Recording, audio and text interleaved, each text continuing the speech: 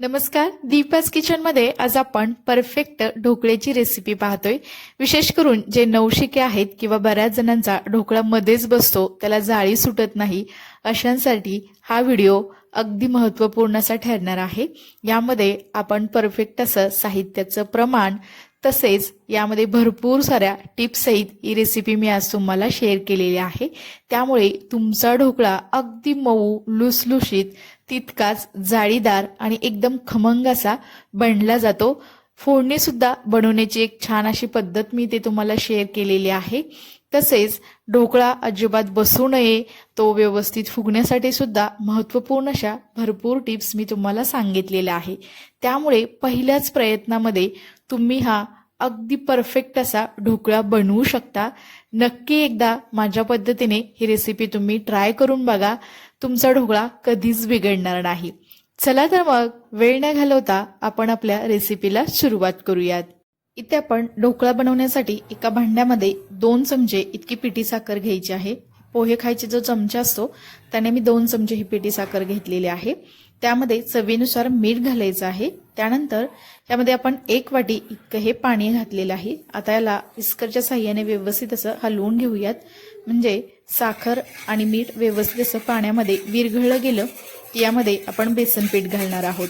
ज्या वाटीने आपण पाणी घेतलं होतं अगदी त्याच वाटीने आपण इथे 2 वाट्या इतकं हे बेसन पीठ घेतलेलं आहे। तर हे बेसन पीठ मी अगदी वाटी दाबून अशी भरलेली नाही, हलकीशीच भरून हे 2 वाट्या वजनी प्रमाणामध्ये हे एकूण 200 ग्रॅम इतका आहे। आता याला विस्करच्या साहाय्याने व्यवस्थित असं आपण मिक्स करून घेऊयात। तर यातील सर्व गुठळ्या आपण व्यवस्थितपणे मोडून घ्यायच्या आहेत। जर तुम्हाला विस्करणे व्यवस्थित हलवता येत नसेल तर तुम्ही हाताने सुद्धा अगदी स्मूथ असं ह्याचं मिक्सचर किंवा हे पीठ बनवून घ्यायचं आहे। तर तुम्ही ते बघू शकता, मला सवय आहे त्यामुळे मी विस्करणे अगदी व्यवस्थित अशा याच्या गुठळ्या मोडून घेतलेल्या आहेत। आणि आता हे आपलं पीठ तुम्ही ते बघू शकता, अगदी स्मूथ असं हे बनलं गेलेलं आहे आणि याची कन्सिस्टन्सी सुद्धा तुम्ही ते बघू शकता। आता आपण यामध्ये पाव चमचा इतकं सायट्रिक ऍसिड घातलेलं आहे। तर याऐवजी तुम्ही ते एका लिंबाचा रस सुद्धा घालू शकता। परत एकदा त्याला आपण विस्करच्या साहाय्याने व्यवस्थित असं हलवून घेऊयात। तर इथे हे आपलं ढोकळ्यासाठीचं बॅटर बनवून तयार आहे। यावरती झाकण ठेवून एक 10 मिनिटाकरता आपण याला असंच भिजत ठेवूयात। तोपर्यंत आपण बाकीची तयारी करूयात। त्यासाठी मी एका स्टीमरमध्ये पाणी उकळत ठेवलेलं आहे।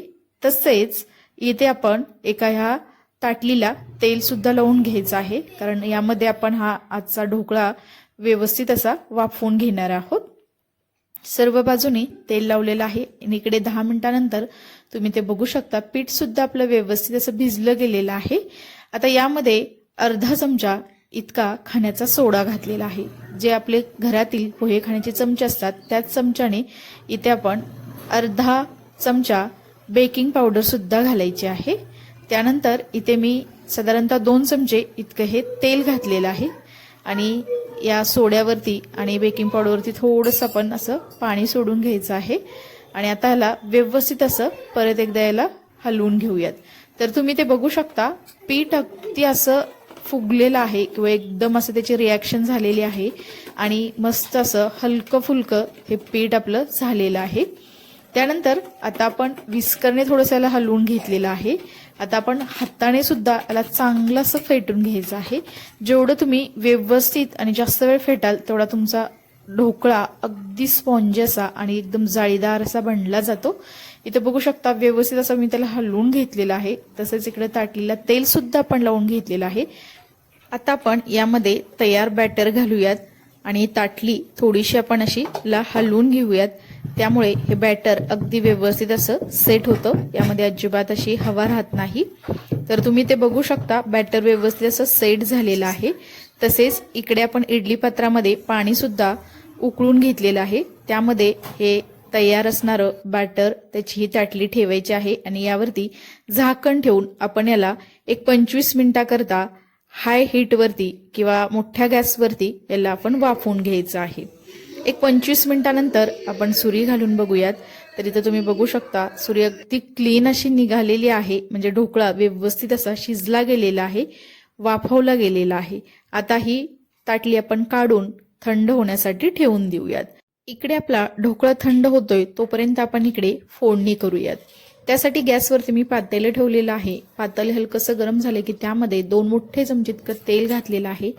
तेल सुद्धा आपण व्यवस्थित असं गरम होऊन द्यायचं आहे. आता यामध्ये अर्धा चमचा इतकी मोहरी तसेच अर्धा चमचा इतके जिरे घातलेले आहेत. तसेच मी 2 ते 3 हिरव्या मिरच्या त्याच्याशी बारीक बारीक मधून काप करून घेतलेले आहेत. तर हिरवी मिरची घालायची आहे. तसेच इथे कढीपत्ता घातलेला आहे. थोडंसं आपण याला हलवून घेऊयात. तर इथं फोडणी अगदी आपली अशी तडतडली गेली की यामध्ये आपण 1 वाटी इतकं पाणी घालायचं आहे आणि थोडंसं आपण याला हलवून घेऊयात. आणि आता आपण यामध्ये 2 मोठे चमचे इतकी साखर सुद्धा घालायची आहे, कारण ही फोडणी आपण ढोकळ्यावरती घालणार आहोत. त्यामुळे ढोकळा अगदी एकदम मस्त मऊ आणि मस्त असा चवीला लागतो. तरी ते बघू शकता हे आपण थोडंसं मध्यम गॅसवरती हे उकळून घेऊयात. त्यामुळे येथील साखर पूर्णपणे विरघळली जाईल. तसेच मिरची आणि सर्व फोडणी सुद्धा व्यवस्थित अशी शिजली जाते. इथं बघू शकता याला छान अशी उकळी आलेली आहे आणि ते आपली ही फोडणी तयार आहे. तसेच इकडे आपला ढोकळा सुद्धा अगदी थंड झालेला आहे. त्याला आपण थोड्याशाच्या कडा चाकूच्या सहाय्याने मोकळ्या करून घेऊयात आणि आता हा एका दुसऱ्या ताटामध्ये आपण काढून घेऊयात. तर इथं तुम्ही बघू शकता अगदी व्यवस्थित असा हा ढोकळा निघालेला आहे. अजिबात ताटाला चिकटलेला नाही आणि मस्त असा झालेला आहे. आता याला चाकूच्या साहाय्याने आपण कट करून घेऊयात. तर तुम्हाला कट करत असताना समजत असेल तो अगदी मऊ एकदम स्पॉन्जी आणि जाळीदार असा बनला गेलेला आहे. एकदम हलका फुलका झालेला आहे. तो बघू शकता मस्त अशी याला जाळी सुटलेली आहे आणि मऊ झालेला आहे. एकदम लुसलुशीत असा हा आपला इथे ढोकळा बनवून तयार आहे. तर यामध्ये तुम्हाला जर कलर वापरायचा असेल तर तुम्ही इथे फूड कलर वापरू शकता, परंतु मी अजिबात इथे कलरचा वापर केलेला नाही. किंवा जर तुम्हाला ह्याला अजून जास्त असा पिवळसर किंवा लिंबू कलर आणायचा असेल तर तुम्ही जेव्हा सुरुवातीला आपण साखर, मीठ आणि पाणी घालून जे मिश्रण बनवलं होतं त्यामध्ये अगदी चिमूटभर अशी हळद घालायची आहे. त्यामुळे ढोकळ्याला असा थोडासा कलर येतो, परंतु शक्यतो मी यामध्ये कधी हळद घालत नाही.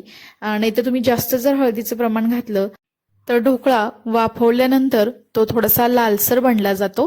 त्यामुळे आपण इथे हळदीचं प्रमाण अगदी कमी ठेवायचं आहे किंवा नाही घातलं तरी सुद्धा चालू शकेल. फोडणी घातल्यानंतर वरून थोडीशी बारीक चिरून घेतलेली कोथिंबीर सुद्धा घालायची आहे.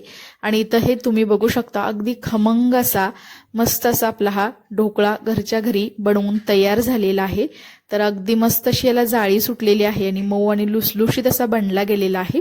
पहिल्याच प्रयत्नामध्ये तुम्ही मी सांगितलेला टिप्स वापरून तसेच योग्य असं याचं प्रमाण घेऊन हा ढोकळा घरच्या घरी एकदम बाहेर जसा तुम्ही ढोकळा खाता त्यापेक्षा सुद्धा चवीला चांगला असणारा ढोकळा तुम्ही घरच्या घरी बनवू शकता. तर इथे हा आपला सर्व ढोकळा एका दुसऱ्या प्लेटमध्ये आपण काढून घेतलेला आहे. तर ढोकळा तुम्ही पुदिन्याच्या चटणीसोबत किंवा टोमॅटो सॉस सोबत सुद्धा सर्व करू शकता. इथे हा आपला झटपट होणारा भरपूर अशा टिप्स सहित हा ढोकळा आपला बनवून तयार झालेला आहे. अगदी सोपी रेसिपी आहे, फक्त काही टिप्स इथे फॉलो करायच्या आहेत. ढोकळा वाफवत असताना पाणी अगोदरच गरम करून घ्यायचं आहे. त्यामुळे आपण जेव्हा सोडा आणि बेकिंग पावडर वापरलेली असते त्याची रिॲक्शन होऊन लगेच हा ढोकळा अगदी स्पॉन्जी किंवा एकदम जाळीदार असा बनला जातो. अशा भरपूर साऱ्या टिप्स आपण या व्हिडिओमध्ये दिलेल्या आहेत. तुम्ही सुद्धा या पद्धतीने ढोकळा नक्की करून बघा. कसा झाला हे मला नक्की कमेंट्समध्ये सांगा. रेसिपी आवडली असेल तर न विसरता दीपाज किचन या यूट्यूब चॅनलला लाईक, शेअर आणि सबस्क्राईब करा आणि शेजारील बेल आयकॉनवरती क्लिक सुद्धा करा, कारण तुम्हाला अशा छान छान साध्या सोप्या झटपट होणाऱ्या घरगुती रेसिपी पाहायला मिळतील. चला तर नंतर भेटूया अशाच रेसिपी सोबत. तोपर्यंत सर्वांना धन्यवाद.